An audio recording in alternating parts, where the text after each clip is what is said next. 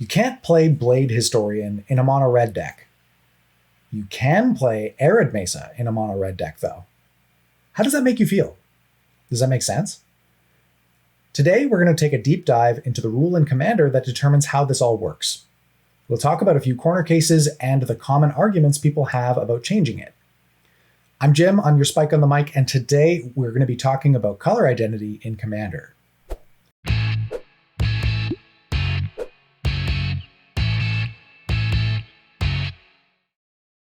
Color identity in Commander is governed by Rule 903.4, and I quote, "The Commander variant uses color identity to determine what cards can be in a deck with a certain commander. The color identity of a card is the color or colors of any mana symbols in that card's mana cost or rules text, plus any colors defined by its characteristic defining abilities or color indicator. Color identity is established before the game begins. If a commander has a static ability that causes a player to choose its color before the game begins, that choice applies during deck construction and throughout the game, even as the commander changes zones. That choice affects the commander's color identity. The player reveals that choice as they put their commander into the command zone before the game begins. Reminder text is ignored when determining a card's color identity. The back face of a double-faced card is included when determining a card's color identity. This is an exception to Rule 712.4a. If an ability refers to the colors or number of colors in a commander's color identity, that quality is undefined if that player doesn't have a commander. That part of the ability won't do anything. Costs that refer to that quality are unpayable." End quote. When talking about color identity, it's incredibly important to divorce that idea in your brain from the idea of color. They're not the same concept, and they're used for different reasons. Here's an example. You can destroy Najeela with Blue Elemental Blast because the color is red. You can also destroy Najeela with Terror because it's a non-black creature. When you're building your deck, though, Najeela's activated ability gives it a color identity of WUBRG, meaning your deck can include cards that are any color, even black. The way the game determines color identity looks something like this. Every card starts out being colorless. The game checks the card's mana cost, rules text, characteristic defining abilities, and color indicators, and adds those colors to the base color identity. This doesn't include mana abilities granted by the rules of the game, like those on basic lands. Here's an example. Dryad Arbor starts out being colorless. It doesn't have a cost, so that doesn't add anything. Next, we check the rules text and characteristic defining abilities and find that it doesn't have any. So we check the color indicator that says that it's green. Dryad Arbor's color identity is green. Here's one more. Tribal Golem starts out being colorless. Its cost is colorless, so that doesn't add anything. Next, we check the rules text and find a black mana symbol, so we add that to the color identity. It doesn't have any characteristic defining abilities or a color indicator, so Tribal Golem's color identity is black. Got it? Good. Today, I wanted to bring in Alex to talk about how color identity functions at the edges, the case studies where things start to get a little bit hazy. Alex, thanks for joining me today. Happy to be here, Jim. How you doing? I'm doing great. How are you doing? Oh, you know me, living the dream. All right. So we're talking about color? We are talking about color identity. So that's just color, right? No, of course. Right? If it was, this would be a very short episode. We'd be like, color is color identity. Everybody, thanks for joining us today. Honestly, I really do think that this is an important topic because as much as it's very easy for the vast majority of cards, there's just so many corner cases that seem like they cause a lot of issues for people or they're not immediately understandable, at least not all the time. I think especially the statement, color and color identity are fully separate is a really good way of thinking about this. Yeah, and there's a couple reasons why they have to be, right? Like you can't just say color is the same as color identity because you end up with, actually, we can talk about our first topic that we're going to talk about today, which is devoid. So color and color identity would mean if color and color identity were the same, it would mean that you could play devoid cards in any deck, right? So an example would be Kozilek's Return. So it's a card that has a red pip in the mana cost. It deals some damage. It's an instant, and it's got a characteristic defining ability in its text box that says it's colorless. Right. So now you might notice earlier that we talked about characteristic defining abilities adding colors. but characteristic defining abilities can't subtract colors from a color identity. Even though they're characteristic defining abilities? Yes. So the way that the rule is worded is the color identity of a card is the color or colors of any mana symbol in that card's mana cost or rules text, plus any colors defined by its characteristic defining abilities or color indicator. Oh, so because it says plus, it's a strictly additive process. Right. You don't just look at characteristic defining abilities. You look at characteristic defining abilities that add colors to the card. Oh, that's the only one that's relevant. Oh, really? So, like, the actual rule says we ignore anything that isn't additive. Yes. Oh, interesting. Yeah. So it'll say, this might be a characteristic defining ability that talks about color, but if it's not adding a color, it doesn't matter. Interesting. That's a really elegant way to solve that. Yeah. And actually, the reason why that was written that way is because once upon a time, Memnarch posed a problem in the format. So Memnarch is a colorless card. So if we look at in-game play, Memnarch is colorless. So you can't red elemental blast it because it's not a blue creature, right? It's got a colorless cost. It's got it's an artifact. It doesn't have anything that would indicate that it is a colored artifact like Midnight Clock or Cursed Mirror or something like that, right? So Memnarch was an interesting case study because although you could play it in a commander deck, right? You could play it in a blue commander deck. You could not play it as a commander because as a card, it was colorless, but it's got a blue pip in its rules text box. So it was not eligible to be played in a colorless commander deck. And so that's why they had to add the pips in the rules text box to be included in color. In color identity. So that's sort of like a big step away from color identity and color being the same thing. That's kind of where it's maybe not the only point where they diverge, but it's one of the big points. Right. Where we can say something like Najeela is a red card, but it's got a 5-color identity because it has a 5-color activated ability. Right. And that makes sense to me because really what we're talking about when we're talking about color identity is not necessarily how does the rules of the game treat this card when it's in play. You're treating it as how would a commander deck built with this have to be built? Exactly. And what cards should it have access to? Oh. So there's actually two different concepts there. And that's, a card that's designed might look at different things when they're determining which abilities or which color it might end up being based on the abilities that are on the card. But what the purpose of the restriction in Commander is a way to prevent homogenization in the format. And it's not going to outright prevent it, but it does help. So essentially the concern is if you've got a mono green commander, like, I don't know, Nylea, God of the Hunt, or something like that, right? If color identity didn't exist, and it was just regular Magic deck construction rules, Nylea, God of the Hunt would have access to every card in the history of Magic, all like 22,000 and change, right? Right. And so you would end up with people creating essentially just 100-card singleton Magic decks with no color construction rules, like Canadian Highlander, as an example, with consistent access to a legendary creature. Oh, so you might end up with something like an Azusa Lost but Seeking deck that's actually hard control. Yeah. Yeah. Interesting. And so it's one of those things where color identity was developed to create a little bit of space between Commander and the rest of the formats in Magic, right? So, and we talked about this in one of the earlier Spike on the Mics called Commander is Different. I'll toss that in the video description and up there. But color identity is one of those things that creates a little bit of daylight between Commander and other formats by saying, you know what? If you want to play a multicolor commander, you're going to have access to a bigger pool of cards. If you want to play a Golgari commander, you've got access to an entirely different set of cards than if you're playing an Azorius commander. Right. So what the commander color identity rules are really doing is they're replacing some of the metacrafting rules that you see for Modern, for example, everything from 8th edition forward. Or say for Canadian Highlander, which is use whatever you want, just no more than 10 points of these cards. Exactly. This is saying when you're playing Golgari commander, like you're playing, I don't know, Belby or whatever, you've got access to the Golgari slice of Eternal Magic. Right? Right. And then when you're Azorius, you've got access to the Azorius slice of Eternal Magic. Interesting. And so it's that, you see the term bandied around a lot, like restriction breeds creativity. What it generally does is if you were to take a list of 100 of the most popular cards in Commander, like go on EDH and look at the top 100 cards. There's going to be some mix of 5 colors of cards, right? But if you look at the list of top 100 Golgari cards, it's going to look substantially different than the list of top 100 Azorius cards. And what that means is that when you pick an Azorius commander, you end up with a very different deck than a Golgari commander.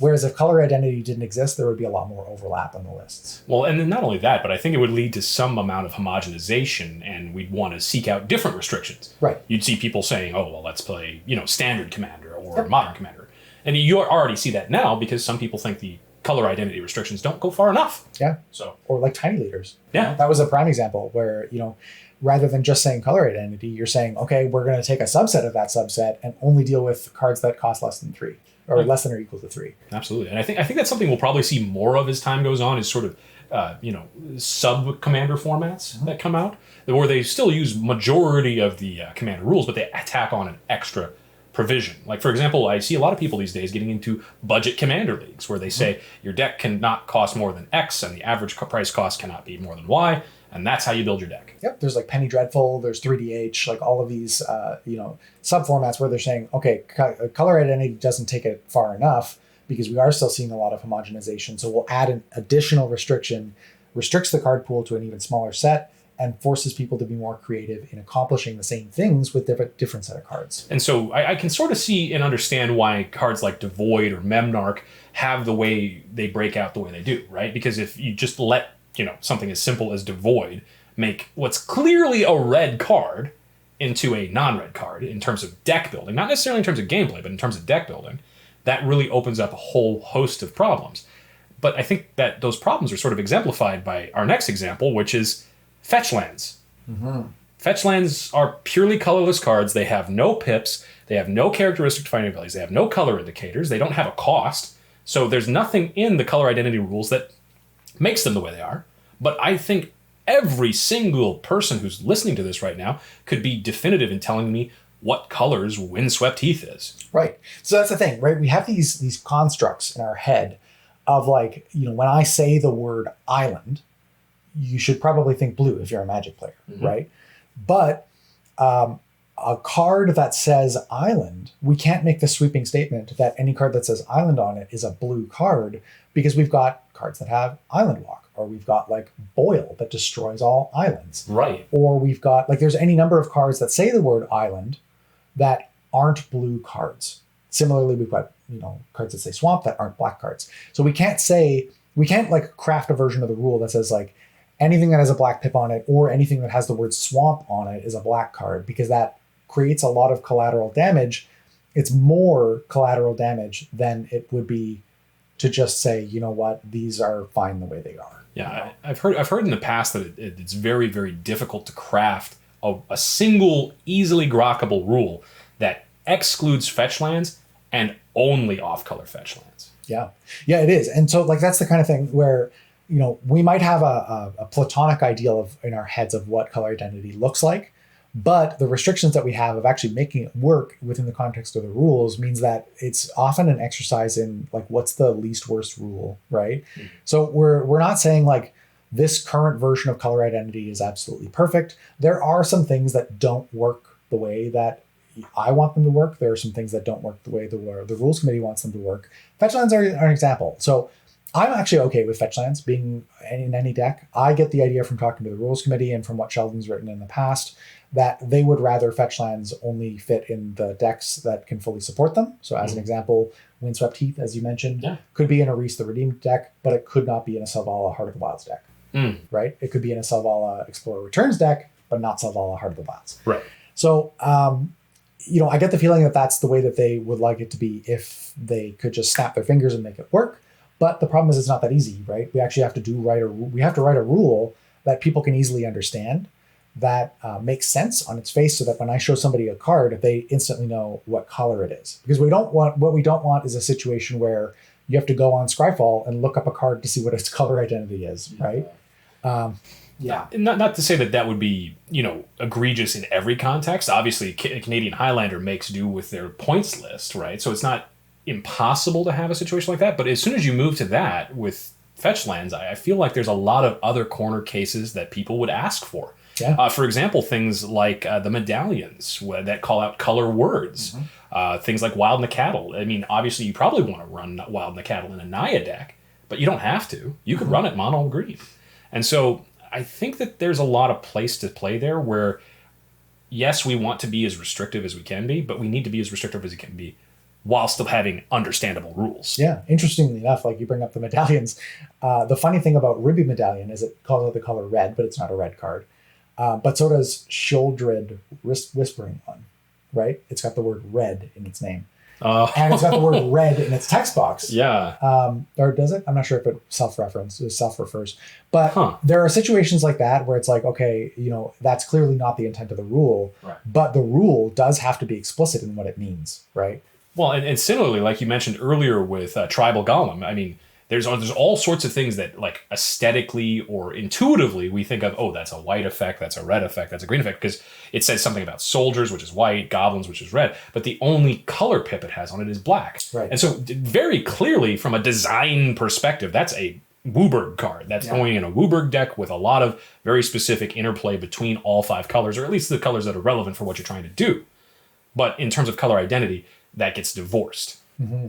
Yeah, and there's a couple of things that actually work the way that you wouldn't expect them to work. If I were to explain to somebody, the intent is that you should be restricted to only these colors. There's a couple things that kind of break that mold. One of them is things like Birds of Paradise, City of Brass, Mana Confluence, where their color is restricted to 1 or 2 colors or none in the event of lands, but they can produce mana of any color. Now, this used to work a little bit differently. Right. Before the set Oath of the Gatewatch in the Eldrazi set Oath of the Gatewatch, the way that it used to work, there was a rule. It was rule number 4 on the Commander website. So sometimes people call it rule 4. But you would produce mana. Like, let's say I am playing Birds of Paradise in my Selvala Heart of the Wilds deck. It's mono green across the board. If I were to tap my Birds of Paradise and say I want to make a red, right? What the game would do is it would see that you're trying to produce mana outside of your commander's color identity, and it would kind of pass through a filter and become colorless mana by the time it hit your mana pool and was ready to spend. So that was a solution. It was kind of like you mentioned, it's an aesthetic choice to say, like, we want to restrict people. We want to funnel them into this color identity, this set of colors, to the exclusion of other colors, right? Right. The problem in Oath of the Gatewatch was colorless mana became relevant. It had like meaning in the rules and specific applications. And what that meant was that you could run, Mana Confluence or whatever to produce colorless mana through this filter to make it easier to cast Reality Smasher or Kozilek, the Great Distortion, or any of these cards that had the specific colorless mana symbol in their cost. And so that's why they removed the filtering property of Rule 4. Yes. Because if they didn't, what you're going to do is, let's say I'm in that same Jund deck we were talking about. Mm-hmm. All of a sudden, if I tap for blue, now I can cast my Kozilek. Yeah. And I think actually that, like, aesthetically speaking, that was a lot easier to understand, because if I explain color identity as though I'm a wizard engaged in a wizard battle with other wizards, right? Mm-hmm. I can say, like, hey, I'm playing Crash the Bloodbraided. This is a Jund deck. I'm a Jund wizard. I can only produce Jund colors. I can only cast Jund spells, right? It's exclusive, right?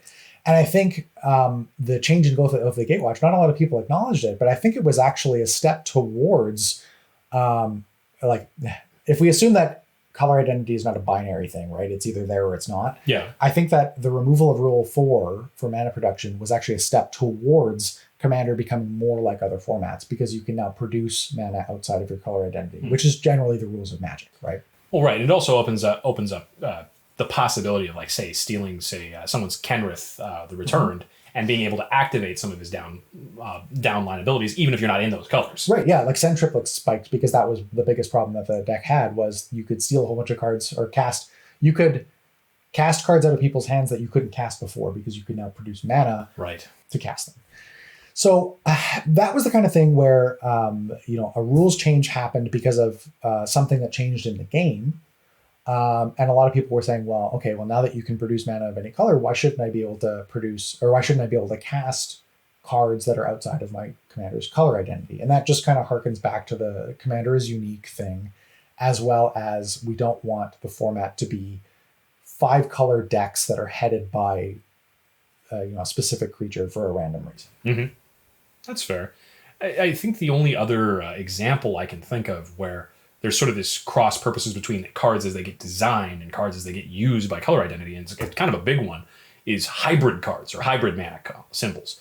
Obviously, Mark Rosewater's kind of gone on record as being not a fan of, I don't want to put words in his mouth, but he at least says design makes them this way and color identity treats them this way. Yep. Because if you listen to how Magic designers talk about the difference between gold cards, which is cards with full pips of two different colors or more different colors, versus hybrid cards. What they really keep coming back to is hybrid cards can be either color, and gold cards can only be the combination of colors. Mm-hmm. It goes from everything to how do they design them, to how they cost them, to how they interact. However, when we talk about color identity, obviously what we're looking at there is it's picking up each individual piece of the hybrid piece and saying, oh, we're going to add that, because again, we can't subtract even if the design of the game might want us to mentally. Yeah, I mean, like there could exist a rule at some point where it says, subtract whatever. But right now, the rule as it was created was created in a way that would allow people to play things like Memnarch, or in an example, Najeela as well, as a commander of their own deck. Mm-hmm. But when it comes to design of the cards themselves, like you said, the design intent for hybrid mana is to be permissive, whereas the design intent for color identity in deck building is to be restrictive. So that was when I brought this, when I actually brought the devoid situation to the rules committee to talk about it. Because initially I thought, that makes sense. Like, if the card tells you it's colorless, why can't I just rely on what the card tells me as an indication of what its color identity should be? And what the line of reasoning that we eventually landed on when I was talking to Toby Elliott about this was that because color identity is intended to be restrictive for a specific reason, and that's enforcing a smaller card pool, when we reach the edges of where color identity tends to break down, like these weird situations like Transguild Courier or Ghostfire or a Memnarch or all these things that are like maybe not like dead center in the rule, they're like right at the edges of it. We tend to lean towards being more restrictive than less restrictive. So when it came to Memnarch, it was actually an easy change to make because it made Memnarch more restrictive in how you could use it, right?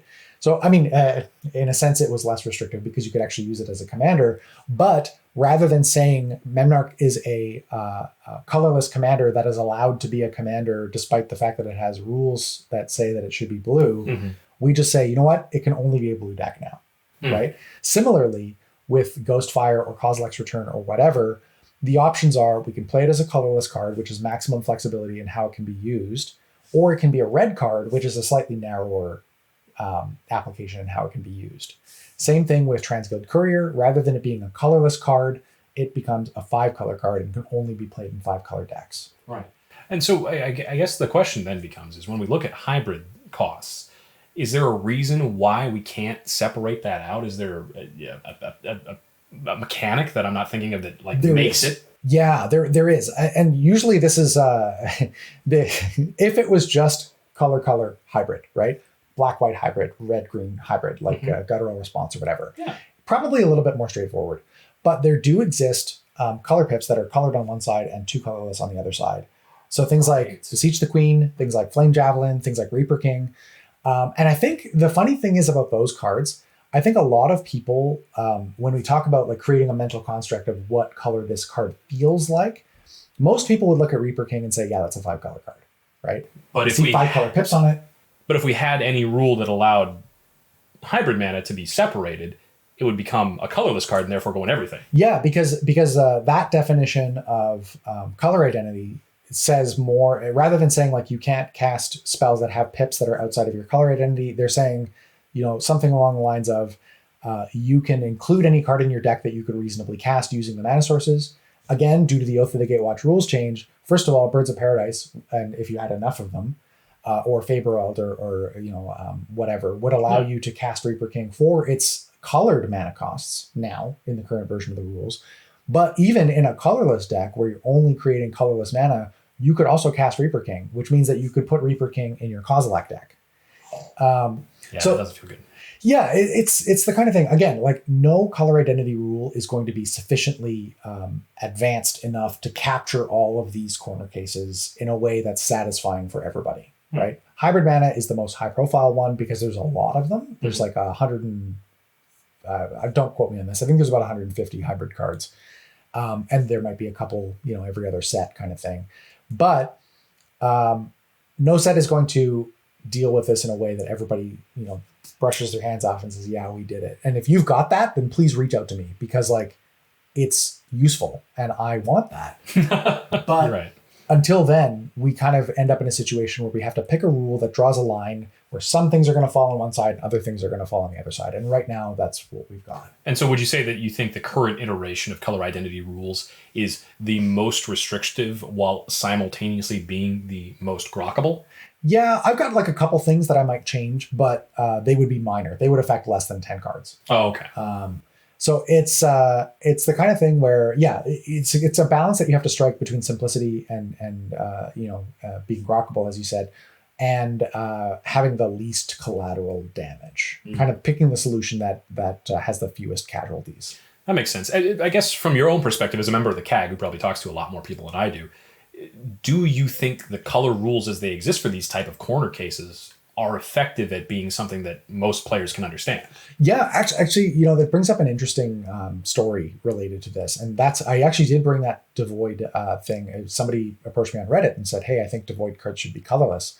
And when I got to thinking about it, I was like, you know what? That does kind of make sense. Because earlier in the episode, when we were talking about Transguild Courier, or we were talking about characteristic defining abilities, I was looking at Transguild Courier and I'm like, this has a characteristic defining ability. And it is now. It used to be a color indicator. And before that, it was like CDA before as well. But Transguild Courier has an ability that tells you it's all colors. And, people can look at that and say, yeah, okay, this is a 5-color card, right? And similarly, Ghostfire has a very similar characteristic defining ability that says it's colorless.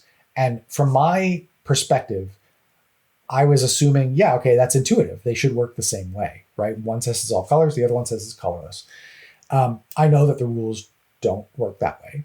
So I actually took it to the rules committee and said, I think that intuitively these should be handled the same way in the color identity rules.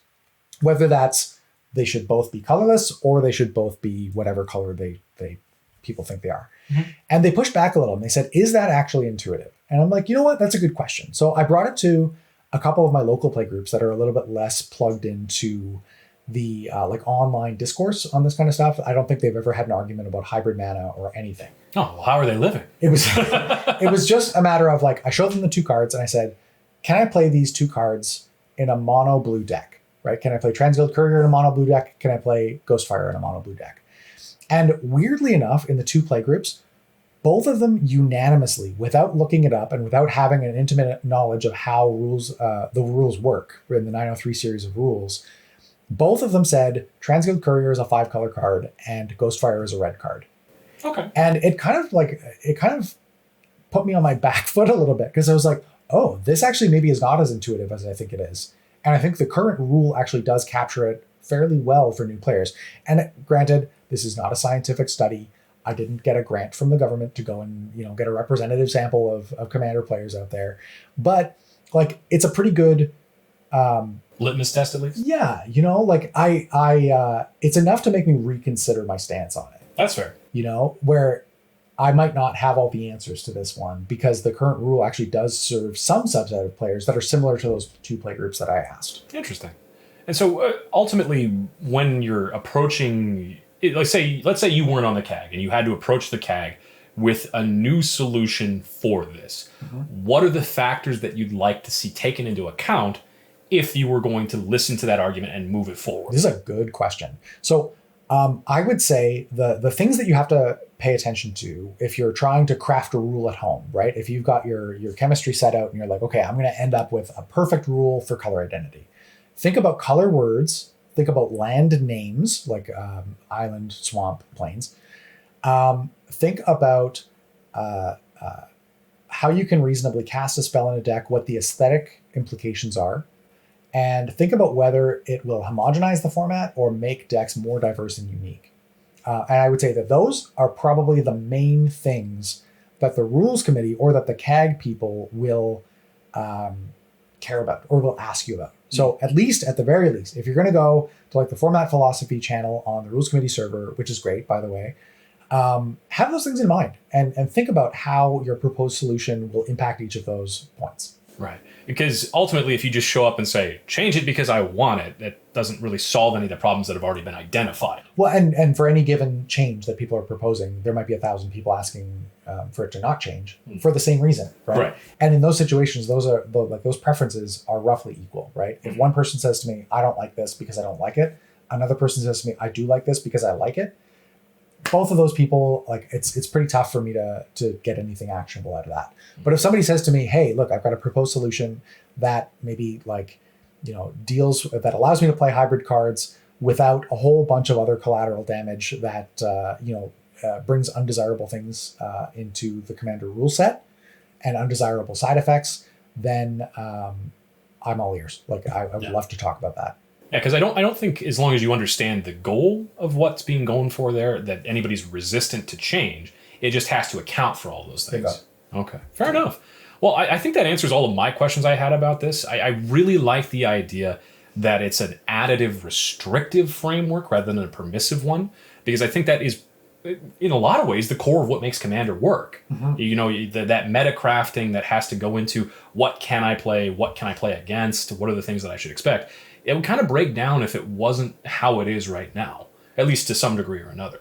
And so I really like that. Yeah, it should be pretty good. So anyway, sound off in the comments. If you've got comments on color identity, especially constructive arguments, I will absolutely make my best effort to read all the comments, or join our Discord server. I've got a special channel set up that's not behind a paywall that you can tag me in, and we can talk about format stuff like this and like other things to your heart's content. Yeah. So I think we're going to end it there, and we'll catch you next time. Hey, thanks for checking out the Spike Feeders on YouTube. Before you close the window, make sure you click subscribe for more weekly Magic content.